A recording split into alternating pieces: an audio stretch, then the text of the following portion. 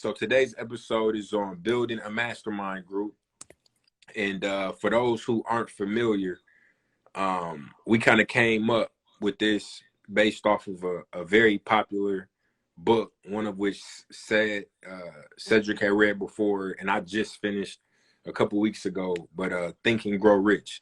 And in that book, they talk about building a mastermind group. And we think that information is very important and kind of breaking it down. They get into some very, I don't want to say complicated, but they get into, kind of the psyche behind it and all that, which we gonna kind of spare y'all all those details, but kind of put it in the layman terms and kind of how we think about it and ways to tap into that mastermind and to, increase your productivity and really gain that level of success and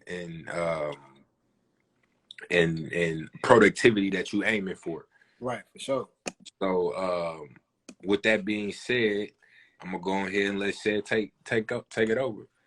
Said it, man. So mastermind group, I've told you this before, like Think and Grow Rich was like my first personal development book that I ever read in my entire life. I read it in college. I can't remember if I was a junior, sophomore, senior. I can't remember specifically, but Think and Grow Rich was the first book that I read. But like you was just saying, like just some of the talking points and the insight and just the information that was provided through that book really made a significant impact on the way that I kind of looked at things. You know what I'm saying? And I feel that's one of the important things that you get whenever you start reading books is it offers you a different perspective on how to look at things and how to process things and kind of get a different view from somebody else's lens.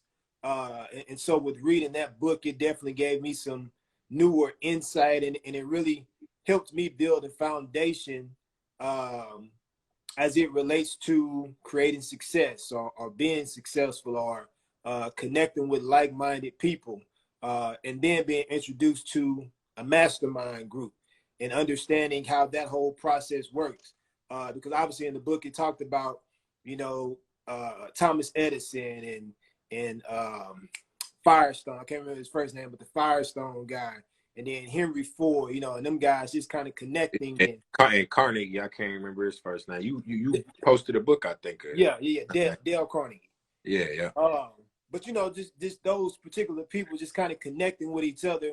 And if you really just look at the outcome of those individuals creating their own mastermind group, I mean, you got obviously Ford, what Thomas Edison did, you've heard of Firestone, and the impact that Carnegie has made over the years.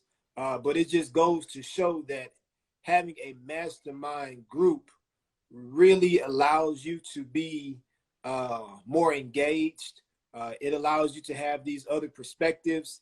It allows you to build a solid foundation, which goes into, how we can kind of define what a mastermind group is. And basically what it is a group of, it's constructed of two or more people that come together to share ideas, insight, information for the intent of attaining a definite purpose.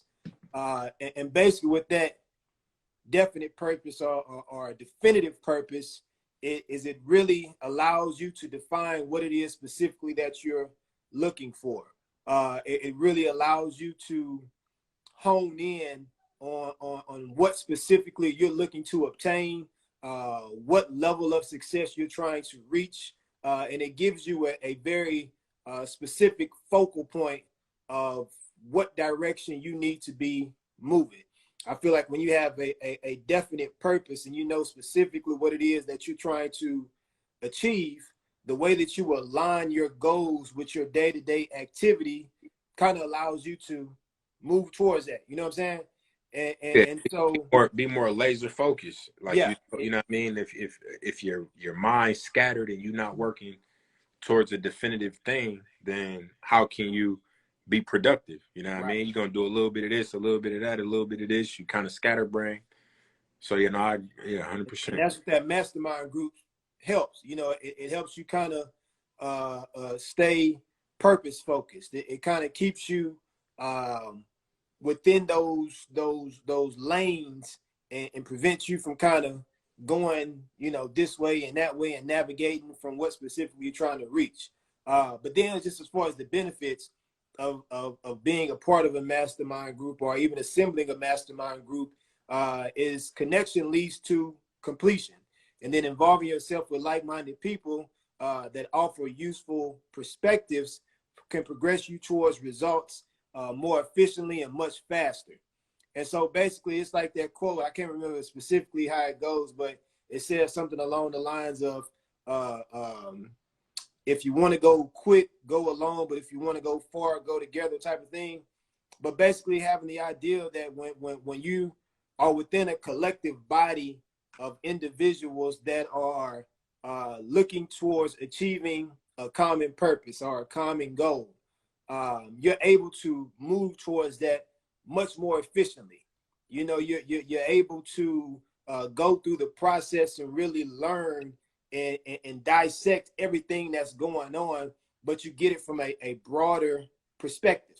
Like you get all these different brilliant minds all in one room, and just the ideas that come out of that is insane. You know what I'm saying? And so just the foundation of a mastermind group, and then just the benefits of being a part of one, can really allow you to see success in abundance. You know what I'm saying? So that's really just the whole idea of a meeting of the minds, you know, with everybody getting in one room, and collectively just having some organized ideas and having a specific intent that'll allow you to go and influence and achieve whatever it is specifically that you all kind of come into agreement on. Yeah, no, absolutely. And so to go back to your point about a definite purpose, like that's really the main pillar, I would say, before you even can try to build a mastermind group. Right. Um, if you don't have that definitive purpose, then you can't find like-minded people who are working towards something similar or can contribute to whatever it is you're working towards. So once you have that definitive purpose, and to go back to um, Think and Grow Rich, and like Henry Ford wanted to create the first automobile, you know, and he was told he couldn't. He was told nobody would buy it. Like, why are you doing that? He failed like numerous times. Yeah. But you know, he was dead set and relentless on that goal, Right. and then So, finding those who could help him achieve that goal, which kind of leads into our little next segment, which is like assembling your group. So again, finding others that match your definite purpose, right? So this is a quote from the book. So those who surround themselves with the advice, counsel, and personal cooperation of a group of people who wholeheartedly aid in the spirit of perfect harmony is a basis of every great fortune. So basically, and me and Sid talked about this yesterday, you know, just in preparation of this episode. But I think a lot of people put too much emotion into um, success, right? And what I mean by that is you may have like a great idea, and instead of you going out and finding the right people for the job and the qualified people for the job to help you, you instead rely on your close friends and family, or people that you're cool with, which is not the right way to go about it, because they don't match your definite purpose. Like, just because you have love for a person, or y'all grew up together, or they're your family member, doesn't mean that they're going to align with your definite purpose. right. And to go even a little step further, I hear a lot of like small business owners, you know, just whatever it is you do, artists, small business owners, entrepreneurs, whatever, they get mad and upset when like their close family and friends don't support them. Like, Mm-hmm. they expect them to be the ones to you know, give them a jump start and get them off the ground and, you know, kind of help the business. And the reality is like, those aren't the people, that's not even your target market. That's not who you're going The after. audience. Like Yeah. if you look at any business, any successful functioning business, their family members are not their number one customers. You know what I mean? Yeah. And like obviously a huge exaggeration, but like when Steve Jobs and Apple created the iPhone, their family members was not their number one customer. You know what I mean? But apply that same type of logic to when you're assembling your group of friends and you're, or not friends, but you're assembling your group of associates and business partners to align with your definite purpose. Because you guys have to, one thing that the book talks about and emphasizes a lot is perfect harmony. And like what it means by that, and it was in this quote, you know, being like wholeheartedly involved is having a genuine interest towards the same goal. Right. And like that doesn't mean that the perfect harmony isn't gonna have disagreements, but you guys are in alignment and working towards the same thing. So, you know, that passion is going to feed off of each other and keep infectious. everybody involved in working harder and harder. Versus if you got two people, which I'm sure we've all dealt with this on, say something like a school project, right? Where you got three people in the group and two of y'all are mad focused and the other person really isn't contributing. You know what I mean? That can like mess with the whole energy of the group. You know what I mean? It can cause a ripple. You know what I mean? It can cause those not be as productive as they may had been if that third wheel wasn't there. You know what I mean? So so yeah, make sure when you're assembling that group that everybody involved has that same laser focus and is working towards the same thing so that y'all can have that perfect harmony. And then the second part of assembling the group is, so two heads are better than one. I'm sure everybody has heard that saying, right? Like, you know, two heads are better than one. And another quote from the book: when a group of individual brains are coordinated and function in perfect harmony, the increased energy created through that alliance becomes available to every individual brain in the group. And like, so basically what that is when you're working with the mastermind group, everybody's gonna have their strong suits and their weak points. Mm-hmm. But when y'all are all working together and communicating and collaborating, you're able to tap into an area where you may not have a lot of knowledge, but someone does. And through that collaboration and communication, your knowledge will continue to grow, and you're able to tap into that brain power of that entire group. You know what I mean? And that's shared. Everybody benefits from that. You know, and it's almost like a acquired energy that's well, exactly. Exactly. Which it mentioned, you know what I mean? The increased energy created through that alliance, like energy. And I don't want to get too deep into, you know, some of the psychic and, you know what I mean, things that the book kind of talked about. But in the book, they talk about, you know, there being energy and essentially like an additional mind that's created through the mastermind that kind of everybody is kind of able to tap into and what they refer to as infinite intelligence. You know what I mean? Mm-hmm. And that's really like what that is. Like the more you collaborate and come together, and you know, like you really can, you know, become extremely productive and learn a lot. Like even in me and Ced's interactions and communication, like we share a definite purpose. Like when it comes to this right here that we do, right? Like, and through conversations, like Cedric is very strong in certain areas, I'm very strong in certain areas, but we're able to tap into each other and, you know, maximize on those areas that we both kind of flourish in. You know what I mean? And so yeah, so to really kind of round that out, like when assembling your group, you know, make sure that you're finding people who are right for the job, right? Make sure you find people who are qualified and who align with your definitive purpose, with your definite purpose, and not just friends. Like, and I see it all the time with even friendships, right? People don't even like each other and their friends because if they think the other person can do something for them. You know what I mean? It's kind of like people keep people in their back pocket in the, just in case this person gets famous or this person does, you know what I mean? Like people don't even really, people don't even really like these people. You know what I mean? Right. So imagine having those as your friends, as a part of your group of friends, and now you're working towards something that's very important and you know, a huge deal to you, and that's who you're going to try to align with to help you. Right. You know what I mean? Like that, it's not gonna work. It's like what you said yesterday. You know, when you're on a path towards success and looking to achieve something, everybody can't go.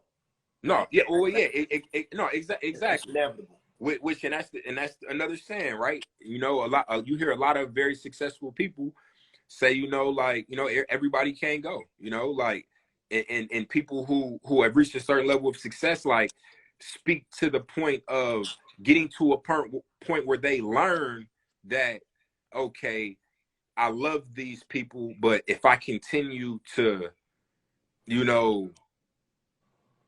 engage with them and you know what I mean, I'm not going to get to where I'm trying to go. You know what I mean? Now, that doesn't mean cut them off or don't deal with them at all. But the fact of the matter is especially in when you're talking about a mastermind group, right? Everybody knows the saying, you only as strong as your weakest link. You know what I mean? Right. And you are the company you keep. If you continue to hang around certain individuals that aren't doing nothing and you're the most productive in that group, eventually you're going to form some of their negative habits.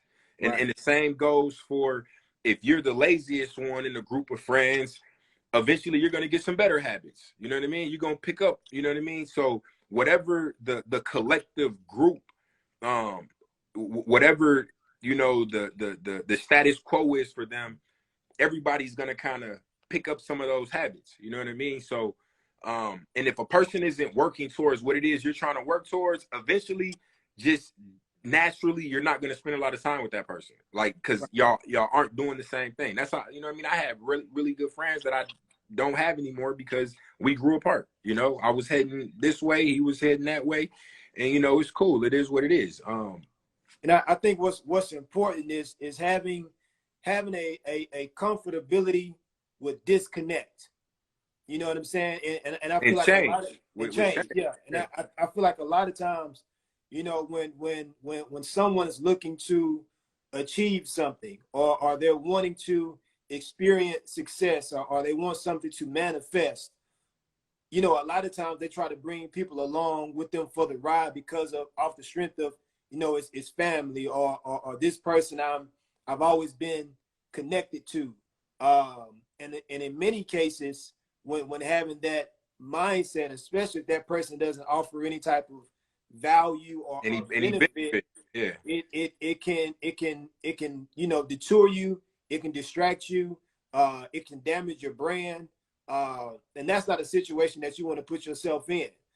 So I feel, whenever you grow a comfort level of disconnecting and being okay with that, you're on your way to achieving great things. But like we just said, like everybody can't go with you. Everybody won't be there for the ride, and that's okay to, not necessarily leave people behind, but you gotta deal with them from a distance. It's not your fault. They have to want to grow. Correct. You know what I mean? So it's not you leaving them, it's them not coming with you. Correct. You know what I mean? Like, so, and that's on them. And I know sometimes that's hard for people to like understand that, but that's just the reality of the situation, But yeah, so when assembling that mastermind group, those are the important pieces. Making sure you are aligning with people who match your definitive purpose, add value, and can help challenge and move the collective forward. You know what I mean? That's a good word you just said there too, and we can go to the next thing. But challenge.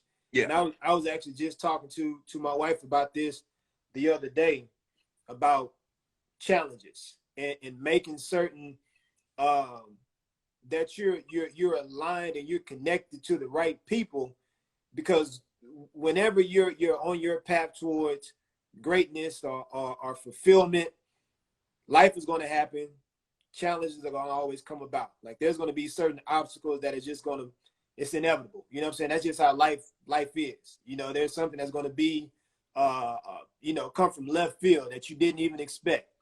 But when you're connected with the right people that encourage you, that really uplift you, that provide solutions for whatever problem that you're trying to solve, you know, that makes for a better mastermind group. That makes for a better partner, because what ends up happening is you have a certain level of confidence, not only within yourself, but in the people around you, because you know, man, I'm dealing with whatever. Like I have this, this business partner, or I have this client that's, saying X, Y, and Z. What do you think I should do in this case scenario? You know what I'm saying? So yeah, and it helps keep you on your toes. You know what correct. I mean? Having that accountability, like like damn, if I don't get this done, said gonna get on me. You know what I mean? And it ain't like a negative, and that's very important, to not take constructive criticism as an attack. Yeah. Like if it's coming from a genuine, and it's meant wholeheartedly, as mentioned, you know what I mean? Like it's not an attack, it's for the betterment of everybody involved. Like take that constructive criticism and grow from it. You know what I mean? And improve and ask yourself, like, okay, is what they're saying valid?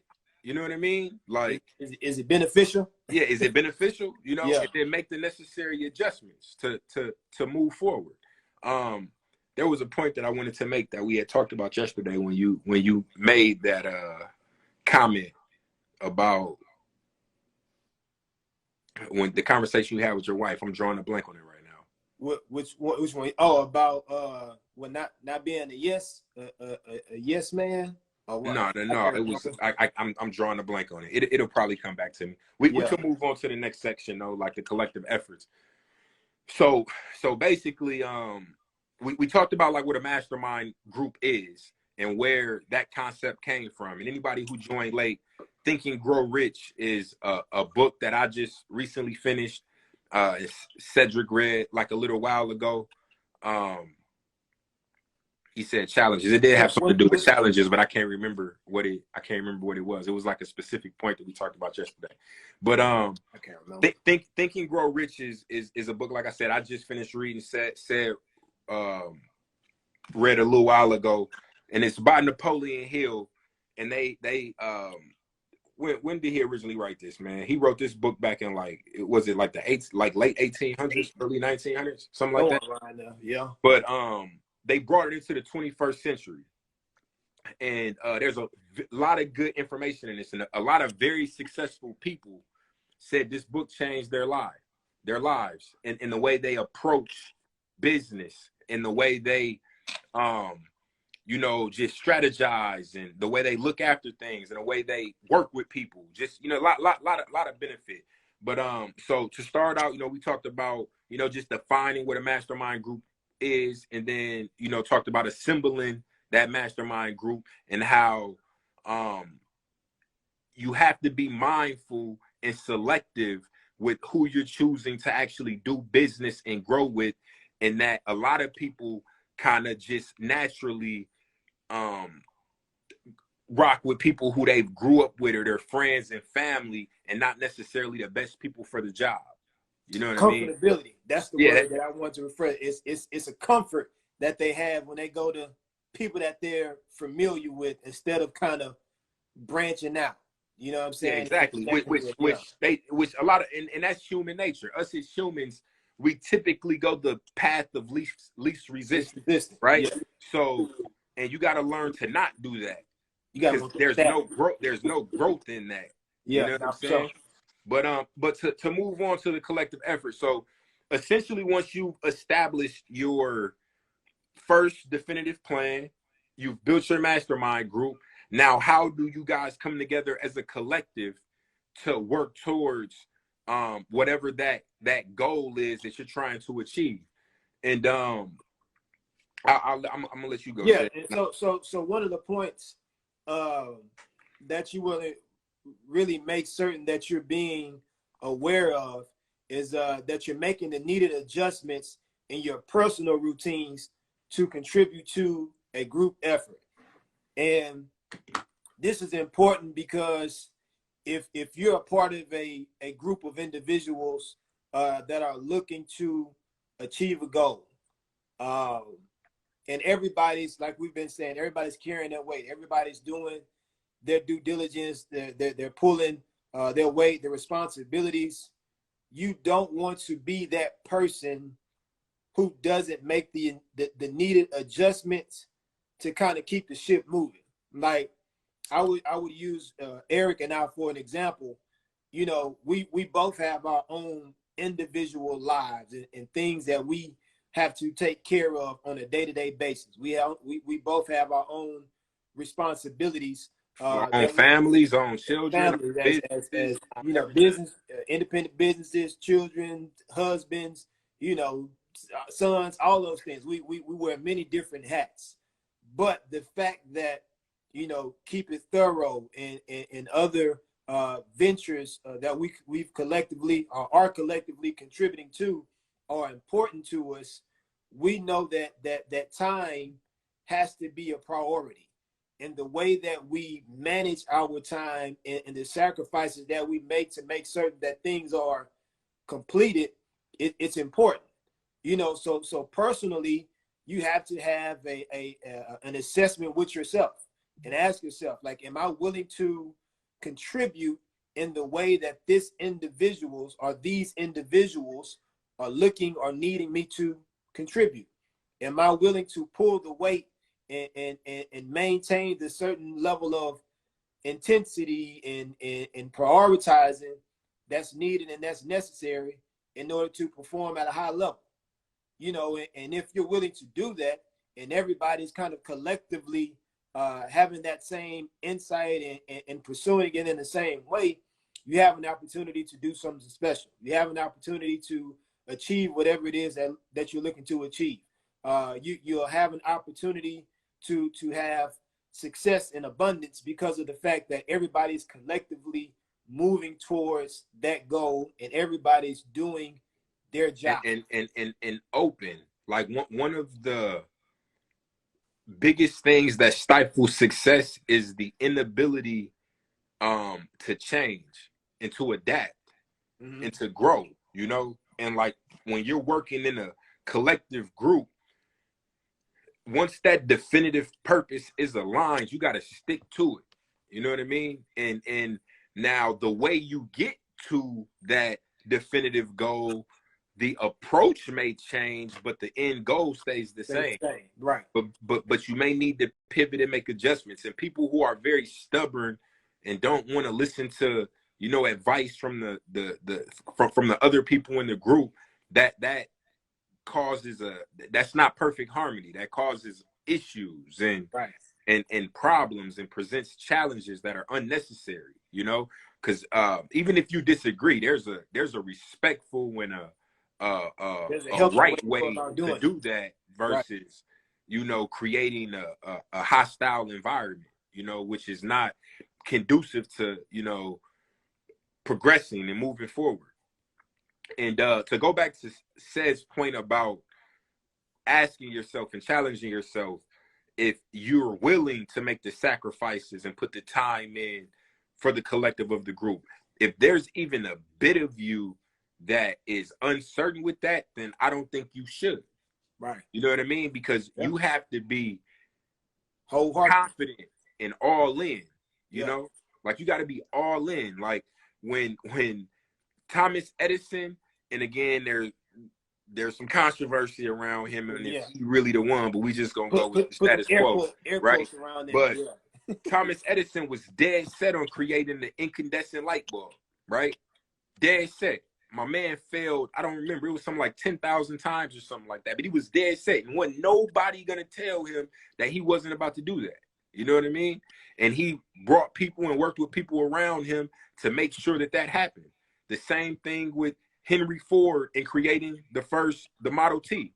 There was I can't remember exactly what it was, but it had something to do with the engine that he was trying to create. And all of the engineers was telling him, no, it's not possible. You can't do that. It's not going to work. I don't know why you're doing that. But he was dead set and like, okay, you don't think it can work. I'm going to go find somebody who can make it work. Yeah. You know what I mean? And like, he got it done. You know, like that relentless determination to go get it, like that has to be matched by the group. And if there's someone in that group that's not, you know, feeling that same way, you need to rid them. You know what I mean? You need to push them out and either work with the ones you have or bring new people in. Right. But yeah, I think that really kind of some arises are, you know, talking points, but I, you know what I mean, I think we still could have a open dialogue, you know what I mean, with just working together, you know what I mean, and the importance of it and finding like-minded individuals. It's imperative to do that. And I want to go back to something that you were just talking about as far as you know, the rejection and people saying that it's not possible to do X, Y, and Z, or this has never been done, the type of thing. And I posted this a while back, but basically it's about speaking life into your own situation, even when you hear no one else rooting for you. You know, and a lot of times, and this goes back to what you were saying too earlier about people looking for support from family and for friends and getting in their feelings when, you know, you're not receiving the support from, you know, your loved ones or people that you're close to, and not understanding that when you're looking at building a business, your support is not going to always come from family. Like, it's going to be people that you're unfamiliar with and that you don't know that just are attracted to your brand and what you're presenting, and they vibe with you as a consumer. And truthfully, most of your family ain't gonna support you. You know what I mean? Like, and it's not that they necessarily hating or that they wish ill will. It's just that most people have the belief that if they can't do something or if they can't, you know, piece together how to work, that you can't do it. Right. So like they cast their, you know, views onto you, where it's like once you start to become successful, now it's like, oh, he was able to do, you know what I mean? He was able to do that. You know what I'm saying? And it's like, so it's not, like I said, I don't think they necessarily, man, don't get me wrong. There's some people out there that just be hurt, that just be hating. You know what I'm saying? There's people and that's just Nate. You know, what they say. If you ain't got no haters, you ain't got haters. You ain't fighting. You know what I'm saying? You know what I mean? It's just the reality of the situation. Come on with it. But I don't think that's necessarily everyone though. Like I don't think that they are wishing ill will or like anything like that. It's just like, oh, he ain't about to do that. You know what I'm saying? Like he can't do that. Like because if you look at the statistics, they right. You know what I mean? Most people who start most businesses fail. Most people that set out to do something fail.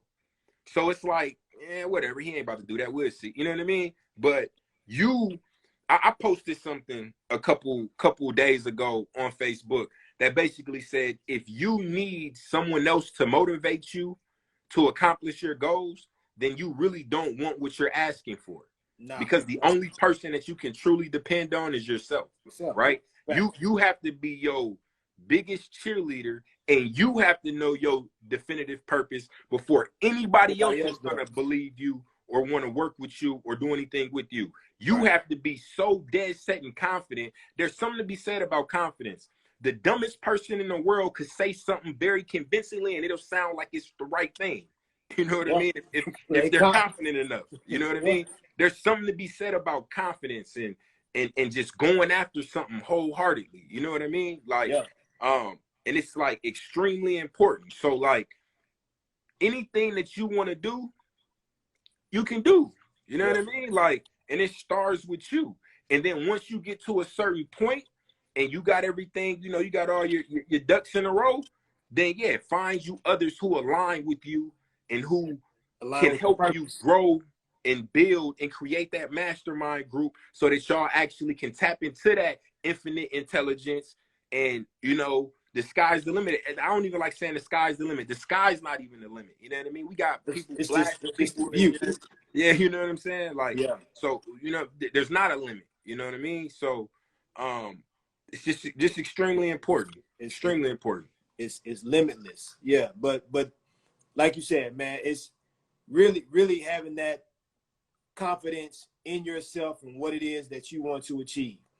Period. It's taking your aspirations and moving towards achievements and not allowing outside noise to really hinder you or detour you from whatever it is that you're looking to pursue, because it that happens. You know what I'm saying? Like that's just, and I feel like a lot of times too, when it comes to achieving something or really wanting something so bad, you know, people kind of falter whenever there's resistance, whenever there's obstacles, whenever there's challenges, or whenever there's certain things that come about. But I look at it like this: like, obstacles shouldn't be obstacles anymore. It should be opportunities. Like, everything that you look at and everything that you face in life, like, don't look at it as an obstacle. You have to look at it as an opportunity. And I feel like the way that you speak into a situation can really determine the outcome of that particular situation.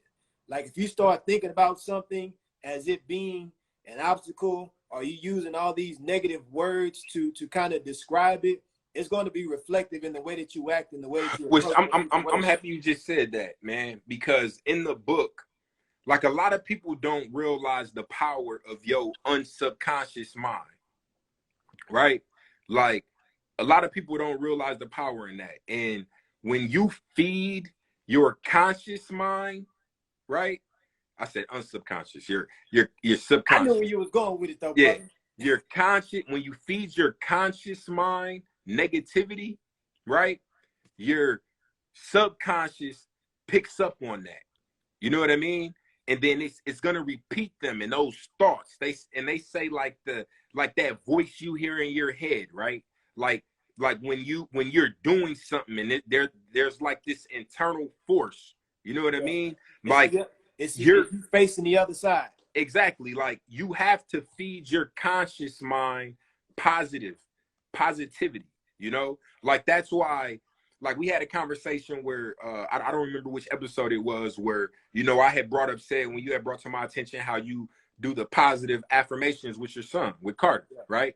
Like, that's gonna pay dividends for him as an adult, or even as he goes through his adolescence and teenage years, because when he faces difficult situations, he's been feeding his conscious mind all that positivity. So when you face difficult situations, that inner brain of yours is, I got this. Yeah. You know what I'm saying? I can do this. Like, this ain't nothing. Like, this is a you know what I mean? This ain't nothing. You know what I mean? You have to feed your conscious mind, because when you start, a lot of people by nature are pessimists, right?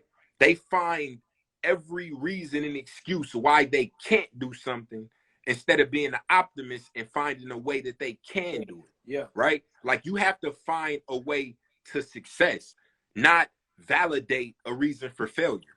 Yeah. You know what I mean? There's like, no justification for it. No, not at all. And like, so many people are so scared of failing, they like to, you know, come up with the reason why it ain't gonna work just up front, so they don't even gotta try.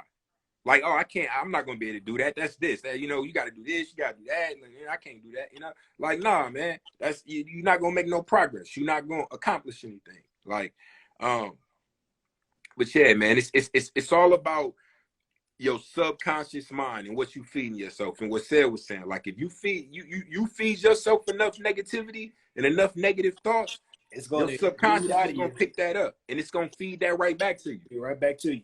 It's energy, and like we were talking about earlier, it's just the energy. It's what you put out. And I feel like anything that you want to achieve is possible. That's one thing. But then in addition to that, you have to be comfortable with the results as it pertains to the level of work that you put in. You know, and if you're willing to put in an extreme amount of work to achieve something, success is going to come out of it in some shape, form, or fashion. Like, it may not be what you may have initially may have had it in your mind, or what you may have thought of in the beginning. It may look a little bit differently, but who's to say that if you continue to go on that path and the habits that you created along your journey, it's still not going to get you to your ultimate goal? Because like we always say, like, there's learning experiences in the process. Like, whenever you go through the process and you go through the different steps, you know, you learn different things along the way.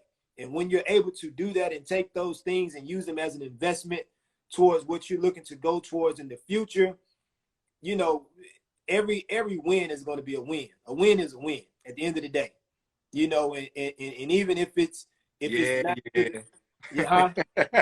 Nah, you just got me thinking about my song. No, oh, a yeah, win no, is a yeah, win. yeah, exactly, bro. Yeah. A win is a win, you know. And no matter what it looks like, it's like when you playing in a sports game, you know what I'm saying, and you beat a team by 3 points, and you got somebody saying, "Oh man, y'all only won by Y'all got 3." lucky. You just You know hit what I'm that. saying? No, I won. We won. We won. Regardless. You know Whether what I I'm beat you saying? by 30 or 20, we won. Exactly. It could be a 1 point game. A win is a win. You know Yeah, what I'm and it saying? go to, I want to go back to the point that you made, and I want to be mindful of the time so we don't get cut off. No, for sure. But what you said, like, what if you keep at it and keep working hard, you may not end up where you want it to be, but there's still some success in that, right? I think a good example of that is Jeff Bezos, right? When Amazon first was created, Amazon was a bookstore, right? Now, I don't know how much foresight he had, but I can almost guarantee you he didn't know anything about the cloud. And I don't even know if y'all know about the cloud. I'm not going to get deep into the tech aspect of that, but the cloud wasn't even a thing when he invented Amazon. And now they're the cloud leader with, you know what I mean, a whole, which has made this man the richest man in the world, right? So what he initially set out to do evolved into something so much bigger and greater through just persistent effort, relentlessness, creating that mastermind, bringing the right people in, surrounding himself around the right individuals. And now, you know, Amazon is a beast of a company. You know what I'm saying? And my definition of success changes as I get older and I get, you know, introduced to new things. But like my current definition of success, right, is capitalizing on failure. That is what success is, right? Learning from your past mistakes and applying what you've learned so that you can continue to take steps forward. You know what I mean? That's what success is, right? And that falls in line with goals, right? If you create a goal and you fall short, it's very important to recognize why you fell short, right? What happened along the way that caused me not to accomplish that goal, and to make note of that, and then to apply that the next time, right? And then at that point, it's not a loss. It wasn't an L. You learned something. You know what I mean? There's never a loss in learning something. You know what I mean? Never. Now, if you don't learn from your past mistakes and your past experiences and apply them, then yeah, it's a loss. And you're going to keep going in circles. You're being stubborn and you're not trying to evolve and elevate, you know? So it's important to learn from your mistakes, you know, make note of them, you know, do some self-reflection. What could I have done differently, you know, and then to apply them that next time. That's important, man, because it adds value. It adds value to your vision at the end of the day. And whenever it adds value to the vision, it's something that you can, you know, take to the bank, as they say. No, absolutely. So, man, I think we probably should round it out so we don't get kicked off. But just in summary, y'all, this for everybody who might have joined a little late. This episode was about creating a mastermind group. And this concept came from Think and Grow Rich right here, a book written by Napoleon Hill and updated for the 21st century. It was written a long time ago. But in that group, it talks about creating a mastermind group. And what that mastermind group is of having like-minded people who are all focused in on that definitive purpose, right? Whatever that purpose is, so that you can operate in perfect harmony and your brains and that energy can kind of come together, right? And you can be productive. And we just kind of spoke on not working with your friends just because they're your friends, or your family members just because they're your family members, because they may not be the best person for the job, and that's not going to be a perfect harmony, and they're not, you know, involved with your definite purpose, right? Right. So finding the right person for the job, and then and we basically pretty much ended on ways to work in that collective effort and to bring your best self to that collection, to that collection of individuals, so that you can ensure that you're working in that perfect harmony and that everybody's in sync, so you can accomplish those goals. But that's pretty much all I got said. If you want to say your piece and we can close it out. That's it, man. That's it, man. Like you just said, Ray, bring your best self. You know, bring your best self to whatever group that you're working with, but wake up every morning looking to bring your best self to just life in general. You know what I'm saying? Like that's imperative. Like ask yourself, what can you do differently today that you didn't do yesterday, that's going to allow you to make progress towards better. You know, and that's the goal. Every day, make progress towards better and be beneficial. You know what I'm saying? Serve others through your actions and through your words and through your wisdom, and allow your experiences to flourish through, and allow those things to be resourceful for other people, because that right there is what attributes to success, and attributes to success long term. And that's how you keep it thorough, for sure. Hey, 1,000,000%. You know what I'm That's saying? it. Hey, but with that said, man, hey, it's your boy E12, you know, said, and you know, if you don't do nothing else, keep it thorough. And we'll Keep it holler at thorough. y'all next time, man. Peace Peace. out. See you next week.